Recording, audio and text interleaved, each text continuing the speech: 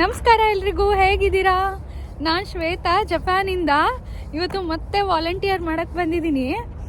ಇವತ್ತು ಪಾಲಕ್ ಸೊಪ್ಪು ಮತ್ತೆ ಕೊಮುತ್ಸುನ ಅಂತ ಇನ್ನೊಂದು ಸೊಪ್ಪು ಬರುತ್ತೆ, ಸೂಪ್ಗಳಿಗೆಲ್ಲ ಹಾಕ್ತಾರೆ, ಅದನ್ನ ಕೀಳೋದಿತ್ತು.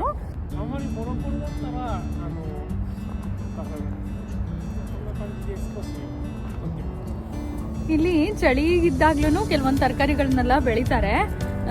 ಚಿಕ್ಕ ಚಿಕ್ಕ ಗ್ರೀನ್ ಹೌಸ್ಗಳನ್ನ ಮಾಡ್ಕೊಳ್ತಾರೆ. ಮತ್ತು ತರಕಾರಿಗಳ ಮೇಲೆ ಚಳಿ ಆಗದೆ ಇರೋ ಥರ ಒಂದು ಬಿಳಿ ಒಂದು ಬಟ್ಟೆನ ಮುಚ್ಚಿರ್ತಾರೆ.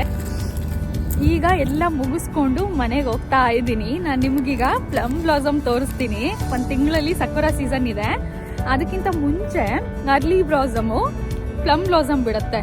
ಪ್ಲಮ್ ಅಂತ ಒಂದು ಕಾಯಿ ಇದೆ, ಉಪ್ಪಿನಕಾಯಿ ಎಲ್ಲ ಮಾಡ್ತಾರೆ. ಅದರಲ್ಲಿ ಸುಂದರವಾದ ಹೂಗಳು.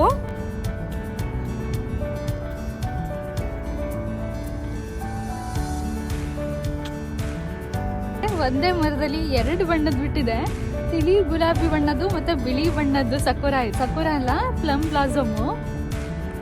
ನೋಡಿ, ತಿಳಿ ಗುಲಾಬಿ ಬಣ್ಣದ್ದು, ಹಾಗೆ ಅದ್ರ ಜೊತೆ ಬಿಳಿ ಬಣ್ಣದ್ದು ಇದೆ.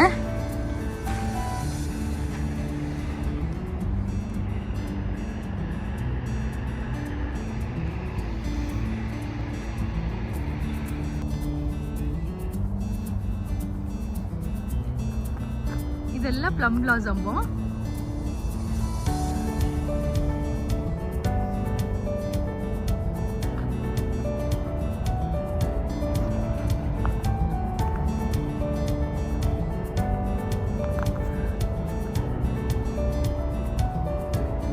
ನೋಡಿ ಈ ಹೂ ಹೇಗಿದೆ.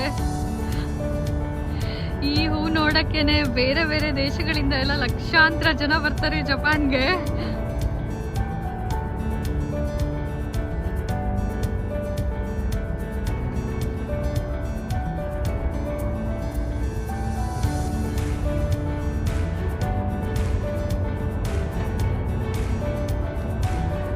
ಇದು ನೋಡಿ ಎಷ್ಟು ಚೆನ್ನಾಗಿದೆ, ಹಳದಿ ಹೂಗಳು,